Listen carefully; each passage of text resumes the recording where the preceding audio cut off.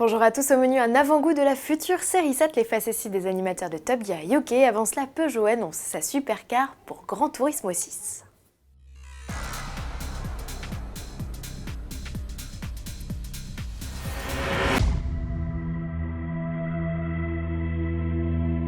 Ce concept car, c'est une voiture qui marie les codes de la grande GT, de la supercar et des sports prototypes. Le ton est donné, Peugeot n'a pas lésiné sur les superlatifs pour définir ce concept que les amateurs de Gran Turismo 6 devraient prochainement pouvoir télécharger. Peugeot fait en effet partie des quelques constructeurs à n'avoir diffusé qu'un teaser de son bolide pour le jeu vidéo, et l'image était alors déjà prometteuse. À suivre. Et toujours à propos de Gran Turismo 6, PlayStation et Nissan ont relancé ce 21 avril 2015 leur programme de détection de talent, la GT Academy. Les as de la manette, filles ou garçons âgés d'au minimum 18 ans, doivent en découdre en ligne avant de pouvoir accéder aux qualifications et phase finale de la compétition, sur piste cette fois. Ce programme de pilotage du virtuel au réel permettra peut-être à l'un d'entre vous de participer aux 24 heures de Dubaï 2016 et de se voir offrir une saison en blanc pas Endurance Series à bord d'une Nissan GT-R Nismo GT3. Vous avez jusqu'au 16 juin pour vous entraîner, à vous de jouer, modalité sur granturismo.com.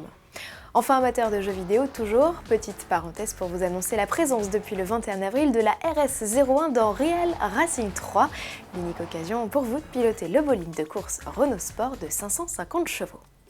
La future série 7 présentée au Salon de Francfort, c'est bien ce que BMW pourrait mijoter, puisque le constructeur vient de publier les premières infos et vidéos officielles de la 6e génération de sa limousine.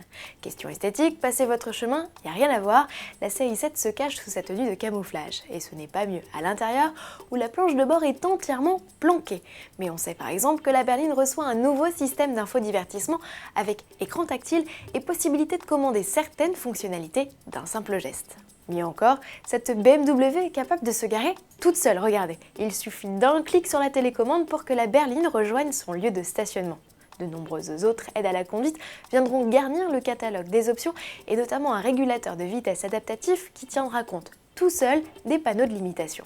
Alors qui dit équipement en plus, dit poids supplémentaire, oui, mais grâce à l'usage de carbone et d'aluminium dans la structure, cette nouvelle série 7 a tout de même perdu 130 kg. Ultra confortable, la limousine dotée de roues arrière directrices et d'une suspension adaptative est très dynamique, sans toutefois égaler les capacités des Porsche Panamera et Aston Martin Rapid selon les premiers retours obtenus lors des essais préliminaires, mais en tout cas, elle a su bluffer.